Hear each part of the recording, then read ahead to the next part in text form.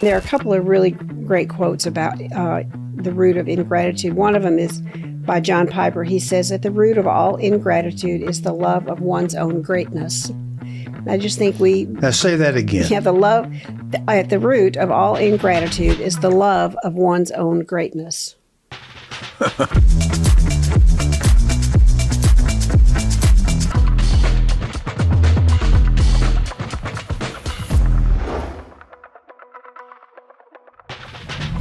Hey, and welcome to another episode of Inspiring Courageous Faith. My delightful bride, Barbara, is here with us today. Thanks for joining us, honey. Glad to. We're talking about something that is very near and dear to her heart, and something that I was totally unaware of as we started our family. Yep, I have a special place in my heart for Thanksgiving. And that's been a theme for many years in our family life as we raised our kids. That's always been my favorite holiday for many, many years. So that's what we're going to talk about today. And you think the culture has co-opted the holiday? I don't think. I'm pretty confident that that's happened. Yeah, I did. In fact, the other night, you and I were listening to TV, and the first Christmas commercial was on. Yeah. I mean, it's middle of October. Yeah. It was on, the first one, and I went, boy, they're inching it forward all the time. Well, I'll tell you, the culture has also co-opted the whole subject of gratitude. And G.K. Chesterton wrote something I think very insightful about gratitude. He said, "You say grace before meals? All right, that's good. But I say grace before the concert and the opera. Grace before the play. Grace before I open the book. I never thought about that before. Grace before sketching. Before painting, swimming, fencing, boxing, walking, dancing. And grace before I dip my pen in the ink. I'm supposed to give thanks." He must have been a gifted guy, you know. Yeah, he must have been unusual in some ways too, because I don't know anybody that is that says grace or expresses gratitude that many times a day. I wish I did more often, but that's pretty remarkable. All 365 days, not just Thanksgiving. Yeah. You know, we tend to think of something like Thanksgiving as being the subject of gratitude, but we're going to take you to a very unusual place. And a dramatic story about a little girl, our second daughter's firstborn, a little girl by the name of Molly. Mm-hmm. Well, the story is fascinating because it started before she was born. We got a phone call from Rebecca and Jake the night before she was born saying, "We're going to the hospital." And this was their first baby. Yeah, their firstborn. Right. And we went to bed praying and thanking God for the gift of this little life. And my eyes opened at about same time yours did, about what, 5 o'clock? I don't remember. It 5:30? was pretty early, yeah. Yeah. And there had been no call, no report. We checked our phones and no text, nothing had come in. And so... But we weren't too worried because it was a first baby, and a lot of times labor takes exceptionally long. So. Right. But as the story unfolds, there were problems. And the drama continued that morning. Share more of that? Yeah, because of course, I was planning to go and be with her for the first baby, and they live outside of Denver. So I don't know if we already I guess we must have already had a flight booked. But anyway, I went to the airport that morning, and I remember going to the airport wondering what was going to happen and what was wrong. And and then I remember I changed planes in Houston, and I got on my phone in Houston, and that was when I found out that something was not right, and they didn't know for sure how long she would live or if she would live. And I just remember flying into Denver feeling lost because there was no handbook for how to handle something like that, and how to be a part of it, and what to say and what not to say. And I mean, it was an overwhelming experience. I don't remember how I got to the hospital, but somehow somebody must have picked me up. And by the time I got there, I think they had already taken Molly to Children's, and Rebecca was, I think she was already there by the time we got there. I don't remember. And I don't think you came with me. Well, she'd been airlifted from where the delivery happened. Had delivered her to Children's Hospital in Denver. And, of course, we got there, and I'd never been in a NICU ward personally where it had impact on me. But it was an instant, just drawn into a valley, a deep valley of sorts that you can't explain it. I mean, from celebrating birth to now wondering if this little girl was going to survive.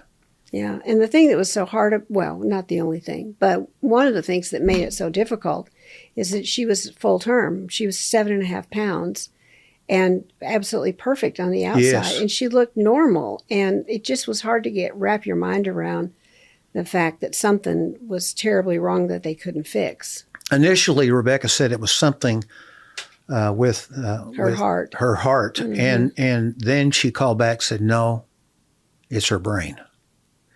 And I don't think we found that out until we were there. But nonetheless, it was hard news because there was no fixing that. Yeah, yeah. In the next 7 days, we were there in that NICU ward together with Bill and Pam Mutz, who are from Florida. And Jake's parents. And we were thrown in, and it's just astounding when you go through the valley of the shadow of death, how things change and your perspective and your focus narrows. Narrows, yeah. Mm-hmm. Just amazing.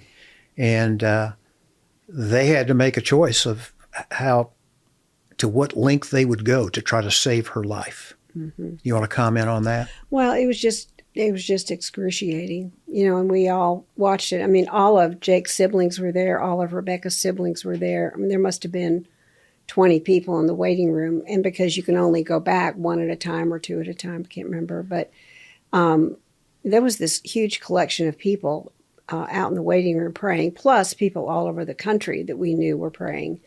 And yet it was just a terribly hard decision to make. But they finally made it, and they finally decided that they didn't want to keep her artificially alive, and her not have any kind of a life. So they decided that's what they were going to do, and so they picked the day and the time that they were going to take her off of life support, right. which was horrible to have to do. But this is the only time I held her, and you too. Well, yeah, so before they took her off life support, they decided they wanted the grandparents to get to hold her, which we did. Yeah. Stop. Yeah. Tough days.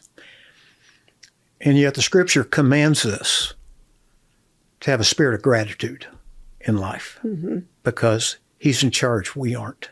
That's right. And that's how you can have hope in the valley. Yeah, and the thing that I remember as we're talking about gratitude from this whole thing is Rebecca, at the time, she had been writing, she had a blog she was writing, and she had been to culinary school. No, she hadn't. She went afterwards. But she had a blog she was writing, and it was something about cooking. And she was working in a little bakery. All right. And she did some writing. And after Molly had died and after we'd had the funeral and we all left and we all went home, and Jake and Rebecca went back home by themselves, and that was horrible too, but they did it. So anyway, about 5 months later, she wrote a blog post entry, and of course she sent them all to me, and I read them and responded. But this one was different because she was talking about how she was dreading the holidays, and she didn't want them to come. Right. And the line that I remember so well is she said something about how she knew it was coming. She could feel the change in the air. The weather was changing where they lived. And she said, but for me, I'm still in June. I haven't left June yet. And she just was talking about how life had changed for her. And when you have something like that happen, the thought of holidays and merriment and presents and parties and all of that stuff just is wrong. It feels so wrong. And that was what she was expressing in that email or that blog she wrote and sent to me by email, was how wrong it felt for her to be thinking about decorating her house or doing any of those things. They all of a sudden seem frivolous. And I agreed with her. And I remember I told her how proud I was of her in the email that I wrote back, that she was handling this so well. And I sent her a list of, I don't know, probably about 10 things that I was grateful for her and for her husband, Jake, and for how well they handled this. And just all the things that I was grateful for her. And it was just a great little email exchange that we had. It's interesting, isn't it, Barbara, that some of the most profound lessons we learn about gratitude come through loss. Mm-hmm. And that was a major loss in our family, certainly for Rebecca and Jake, but also for us. And there have been other losses as well. Back in 2017, I stepped out of leadership of family life, and by comparison with what Jake and Rebecca went through, it's a nothing. But it was a ministry that you and I had helped start together.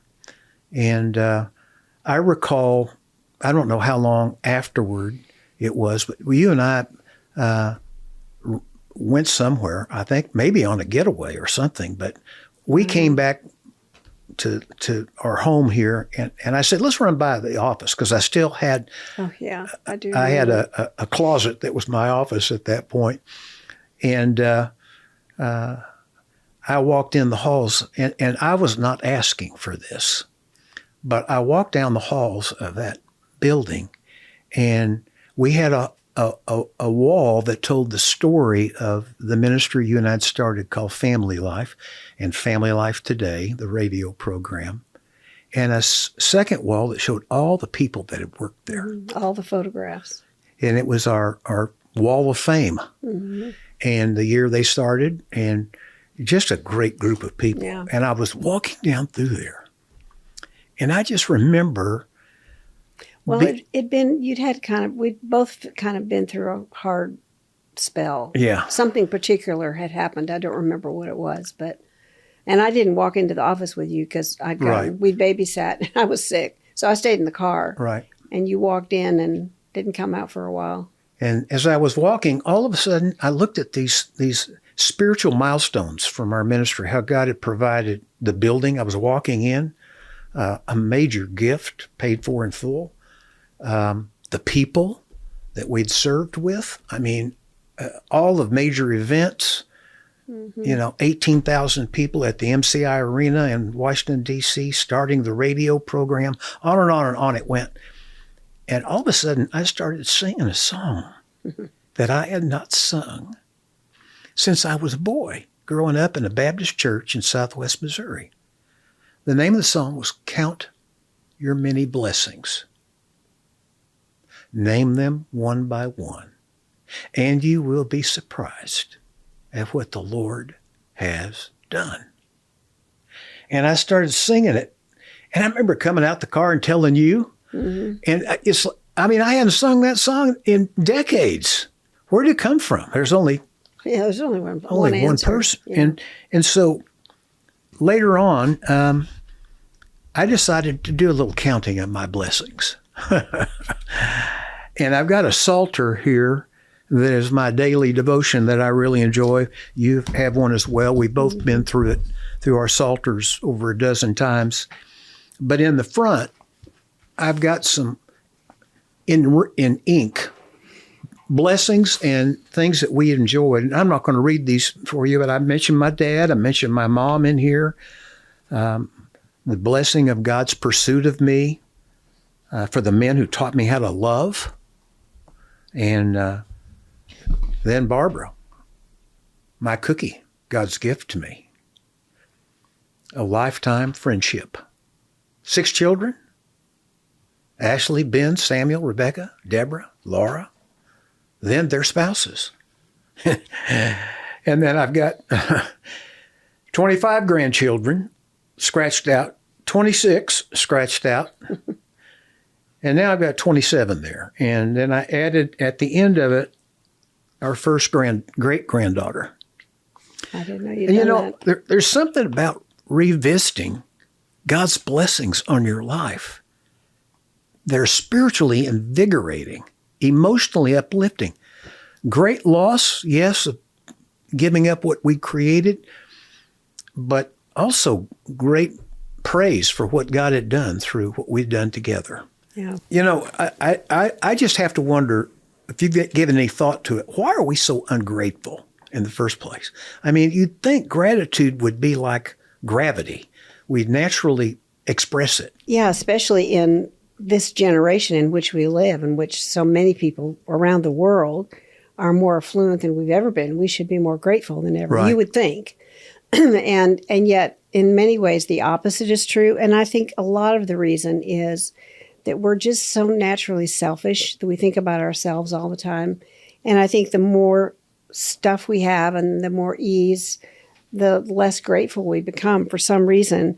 I think that our selfishness is really at the root of ingratitude. And when you think about it, Adam and Eve compared what they had, and after they listened to the serpent, and they looked at God and they thought he had more than they had, and that wasn't fair. God had more than they did, and they decided they were going to go fix that on their own. And so I think the root of our ingratitude goes all the way back to the garden. And there are a couple of really great quotes about the root of ingratitude. One of them is by John Piper. He says, "At the root of all ingratitude is the love of one's own greatness."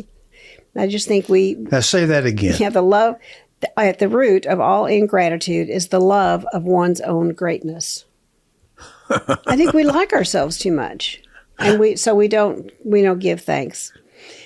He also said there's a very good reason that human beings by nature do not want to magnify God and glorify him as their benefactor.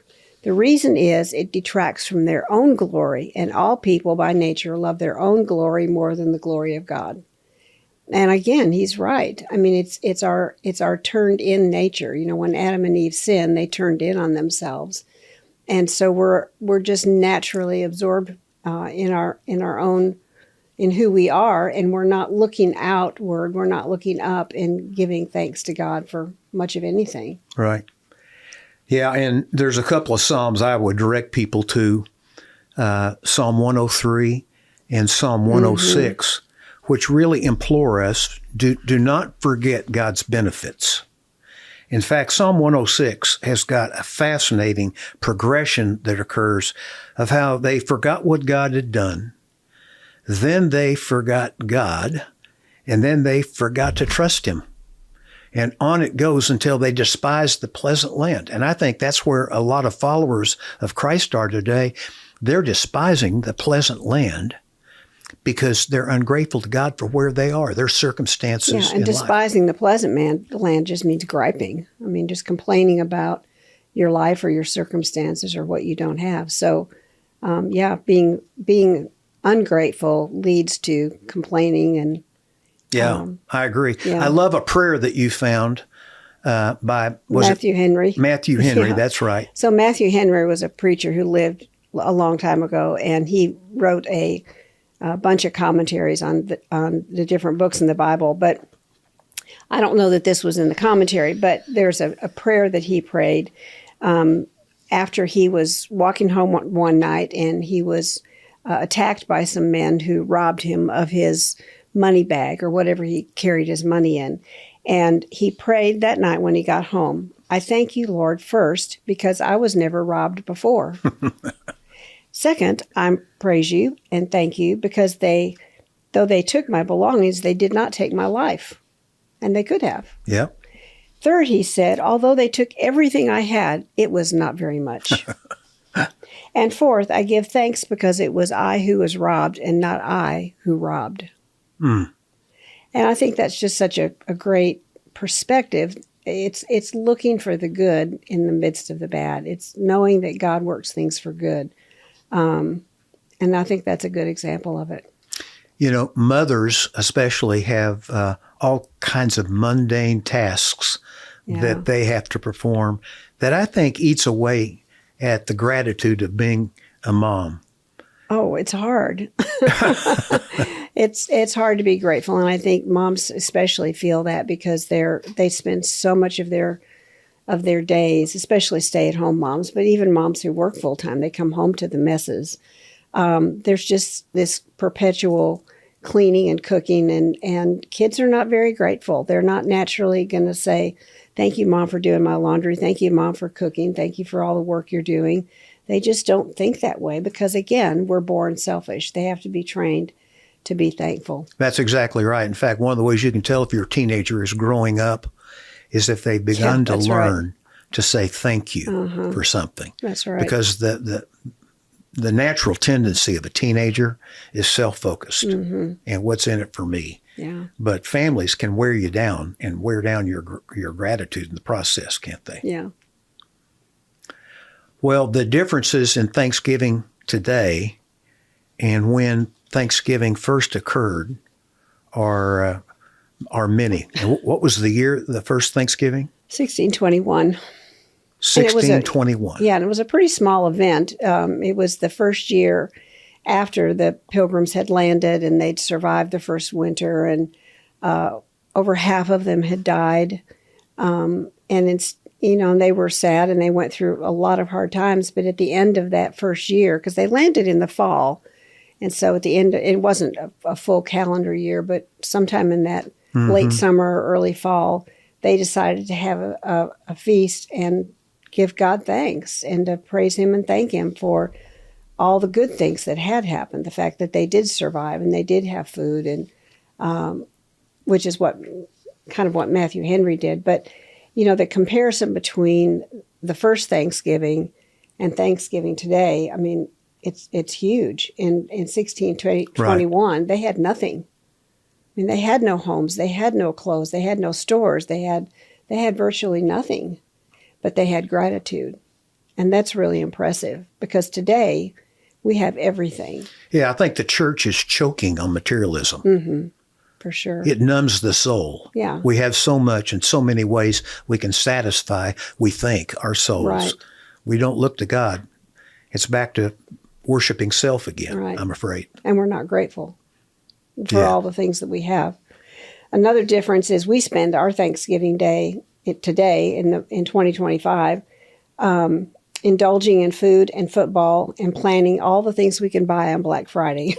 And I don't know how many people actually do that, but I know at our family Thanksgiving celebration with our extended family, a bunch of the women get on their computers before Black Friday dawns, and they're looking, what do I want? Which one am I going to buy? And all that.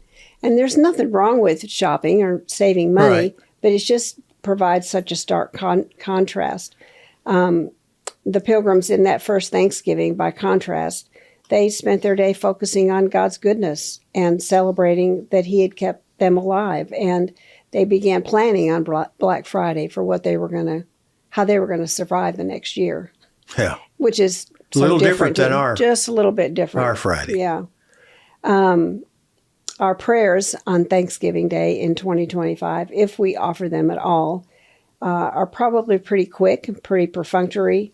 But their prayers were so heartfelt and passionate because they knew it was God and God alone that allowed them to survive, because they shouldn't have, because they had so little and they suffered so much. Little did I realize when I married you that you would turn my world upside down. And one of the ways you did that was around the day of Thanksgiving, because you brought all kinds of value around Thanksgiving, the attitude of gratitude, and taught our kids to look back over the past year. And, I think that's a treasure in our family, what happens. I want you to share kind of how it occurred and how it evolved and what led you to make our Thanksgiving focus on gratitude. Well, as our kids were growing up, I kept thinking and trying to be creative. How can I help our kids be grateful?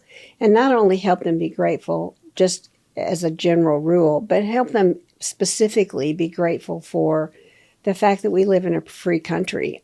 Because I was just so aware that this is a real exceptional place because we're all free. And other countries, people are not free, or there are different levels or degrees of freedom.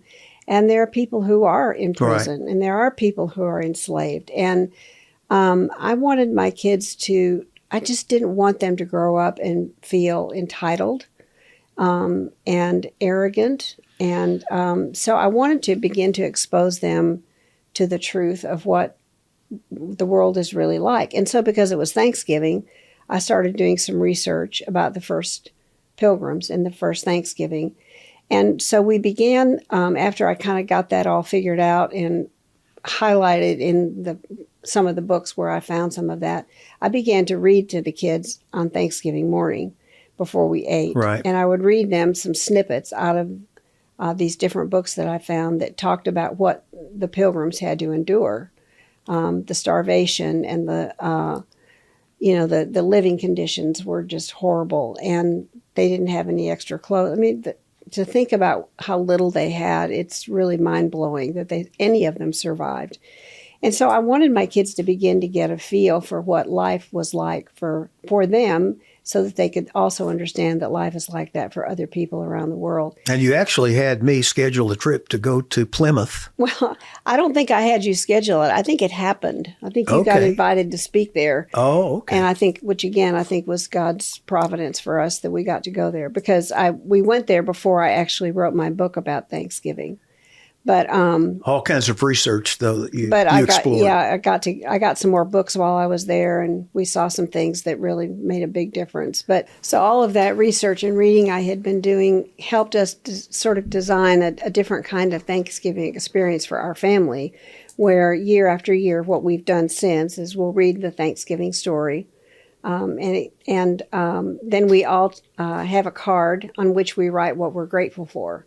And then we go around the table and we read the list of things on our card that we're grateful for.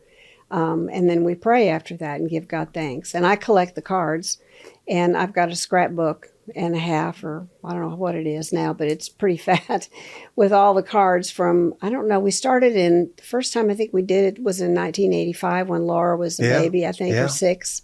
Must have been 86 or 7. Anyway, we have a lot of cards from a lot of years that we saved, because it's a reminder to all of us of what we've been thankful for and what God has done in our lives and the way He's worked. And it just is a testimony to being intentionally grateful. It's as classic. Much as we can, even though we're not perfect by any means. It's classic, because children can see things more clearly than adults can sometimes, and what they wrote down, what they were thankful for. And I think those cards now contain the history of God's work in our family. Now think about that. 40 years of cards, approximately, written down of what God did in individual people's lives. And that's a treasure. That's a historical treasure to pass on to future generations as they revisit the family they came from. And it still continues to this day. In fact, we run into a little problem with some of the extended family members when we've done this at your family's farm down in South Arkansas, of them not necessarily appreciating our focus. Well, importing our idea into other people isn't always welcome, or at least that's the way it worked with me. Yeah. Families have got opinions. Yeah, and, they do. It's a good family. We have opinions, so it's all good. Here's what I'd like you to take away from what we've talked about today. Barbara's heart is, I think, God's heart for Thanksgiving, gratitude. Cultivate it in your own heart to begin with. Then think, if you're a single parent mom, think about how you can do that with your children. If you're a 2-parent family, get together as parents and think about how can we create some spiritual milestones out of this that we can collect going forward that can really give thanks to God for His work in our lives and in our family. That's at the heart of Thanksgiving and your heart for gratitude. Any one last challenge you'd have for moms, dads, grandmas, grandpas? I just think we need to remember that gratitude isn't just a holiday thing. Gratitude is something that God calls us to practice every day of our lives. And you can't raise grateful children if you're not a grateful parent. and you don't model it for them. So I would just end by saying that I think it's really the responsibility of parents to not only teach it and try to form it in their children, but also practice it and model it before them. I couldn't help but think one of our verses that we would teach our kids, because there was a lot of griping and complaining, just like all families have. Yeah. And we came up with a verse. You may remember exactly where it was. Yeah, it was Philippians. It says, do all things without grumbling or disputing. Because we had all this sibling rivalry, and they memorized it. That's the natural tendency of all of us, to grumble and dispute. They were still gripey at times, a lot of the times. They were. Well, maybe have them watch this YouTube, and you all can laugh about that, about what you gripe about. But don't create a list about that. Create a list about your family's blessings and celebrate Thanksgiving this year with the reason for the season. Don't let the world shape this holiday. Bust out. Create your own statement about Thanksgiving and post it. Let people know. May God give you courage to be the kind of man, woman, single person, parents you need to be. And in this generation, we need some people who carry the message of Thanksgiving. Thanks for joining us, honey. And thanks for you for joining with us, too.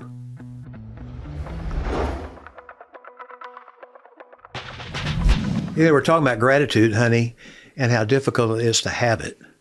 What steals your gratitude? What robs you of being grateful personally? I'll answer that in a second. Yeah. Well, all kinds of things. I mean, I think the disappointments of life, the expectations that aren't met, or, we were looking forward to something and it didn't happen. And I don't think we naturally think to give thanks when any of those things happen. We think naturally to complain or feel sorry for ourselves. So I think, there's probably a whole bunch more than that, but.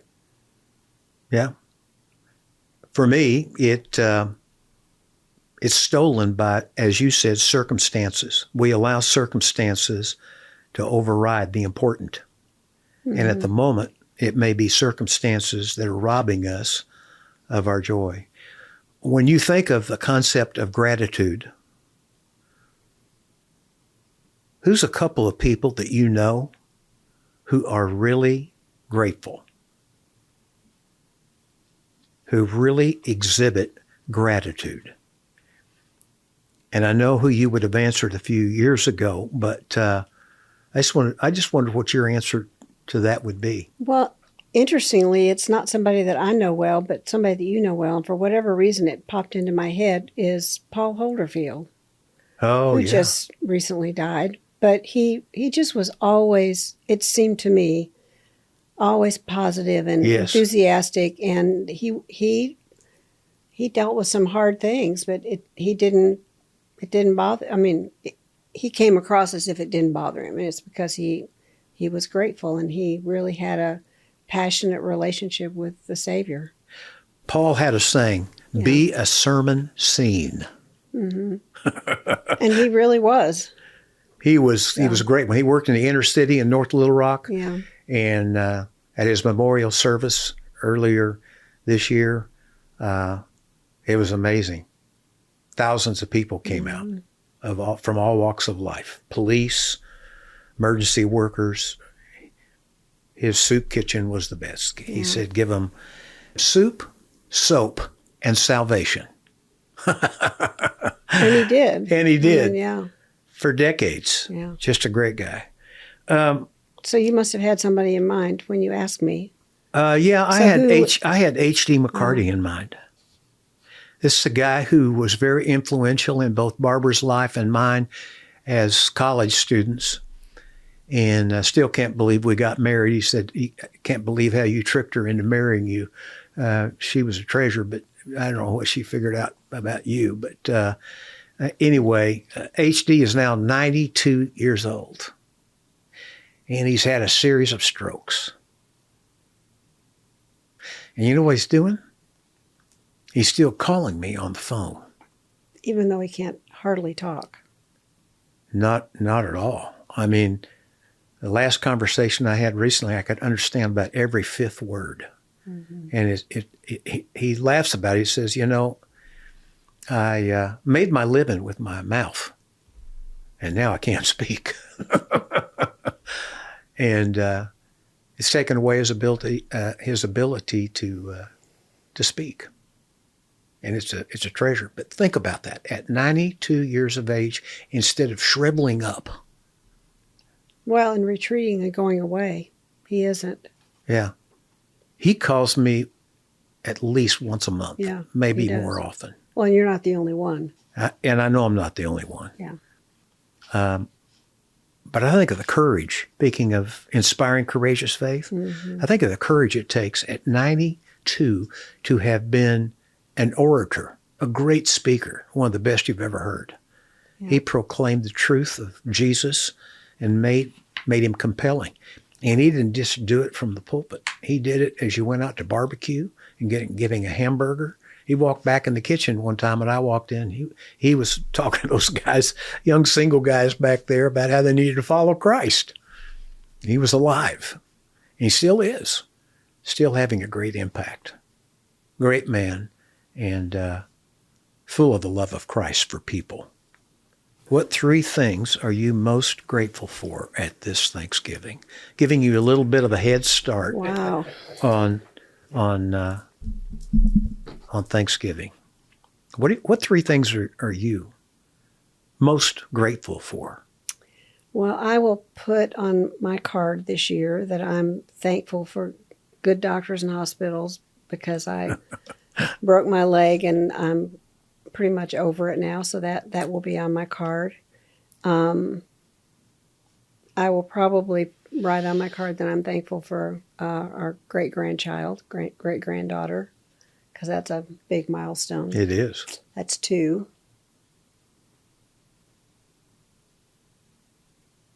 I don't know yet. Okay. Since I had a little time to think about it, I just said, my mom and dad were incredible people. Not highly educated, but high integrity. Great love for people. My mom led me to Christ in her Bible study one Sunday night at church. And my dad was the influence of my life as a man. Secondly, I'm grateful for you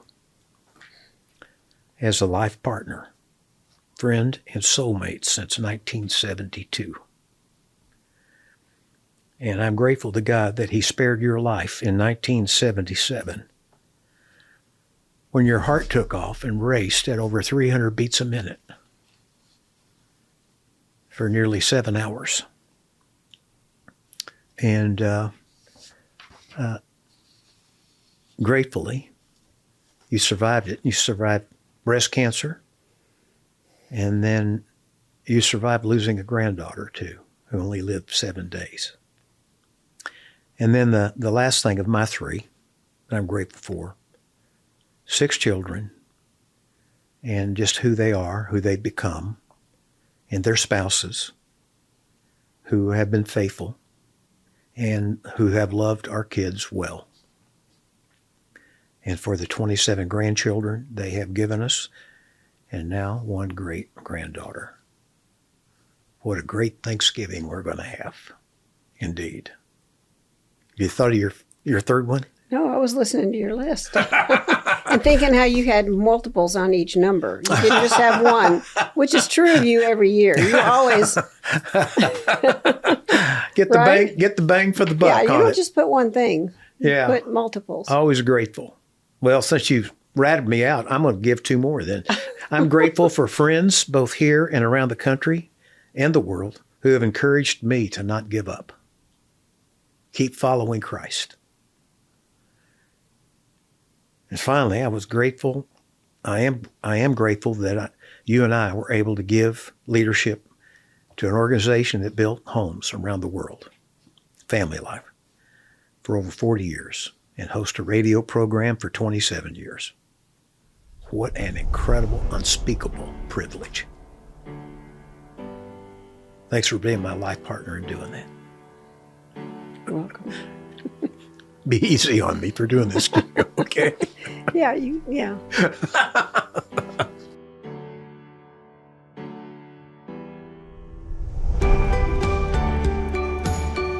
Go to therainey's.org/podcast for more inspiring, courageous faith content.